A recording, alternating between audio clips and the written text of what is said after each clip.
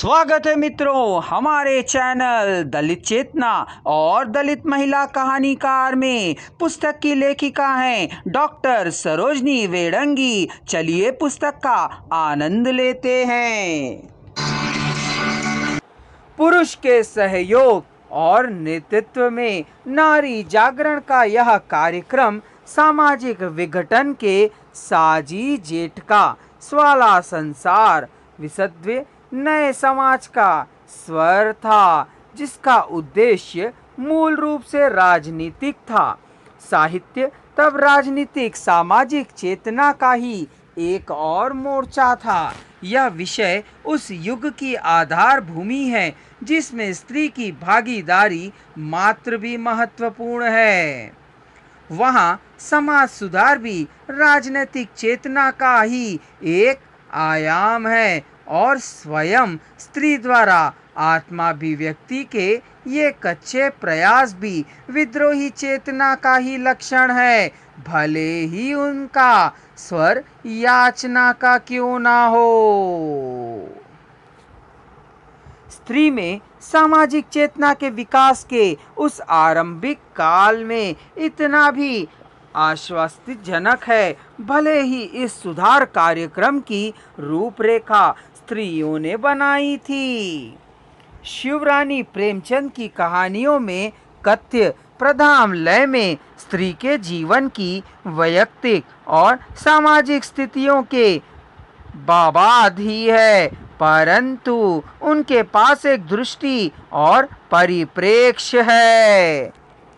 स्थितियों में निहित अन्यायों की अन्याय के रूप में पहचान और उसका निर्भय चित्रण उनका अपना हस्ताक्षर है। उनकी मूल्य चेतना स्वाधीनता संग्राम की उपज और राजनीति के प्रति सजग थी।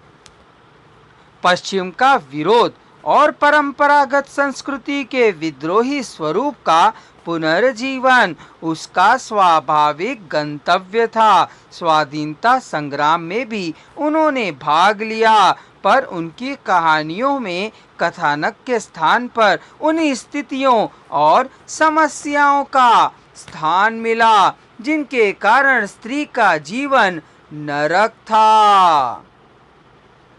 यह वह समय था जब मध्ययुगीन अवरोधों के पाताल से बाहर निकलकर स्त्री को उसकी नई भूमिका समझाई जा रही थी।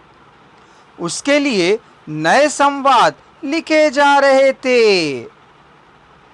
तब से पिछले दशकों के कथा साहित्य में पुरुष के दर्पण में स्त्री को छवि की यदि देखे तो कहीं उसके लिए अनुकंपा है, जैसे कलावती की शिक्षा, जयशंकर प्रसाद, कहीं आशंका कहीं भय। इसी समय की बात है जब स्वाधीनता संग्राम की युवा पीढ़ी नए वैचारिक हथियारों से लैस होते हुए अपने अपने अतीत और वर्तमान के प्रति एक नकारात्मक मुद्रा अपना रही थी। प्रेमचंद के प्रत्यक्ष यथार्थ और प्रसाद के काव्यात्मक पुनः सृजन के स्थान पर भी गांधी, मार्क्स और फ्रायड के विचार और बाद संसार की नई खोज के अस्त्र बनकर रचना जगत में प्रविष्ट हो रहे थे। यथार्थ को उसकी समता से पकड़ने के लिए आवश्यक था कि इन विचारों को उसके अलग अलग आयामों की पहचान के औजार की तरह ग्रहण किया जाए, परंतु वे परस्पर विरुद्ध विश्वधातियों का पर्याय बनकर लाए गए और यथार्थ की समझ को खंडित करने का कारण बने। उसी समय के आसपास लेखिकाओं और कवियत्रों की एक बड़ी संख्या स्त्री के जीवन में आते हुए एक बड़े परिवर्तन और नई सामाजिक चेतना का सुराग लेकर रचना क्रम में प्रवृत्त हुई।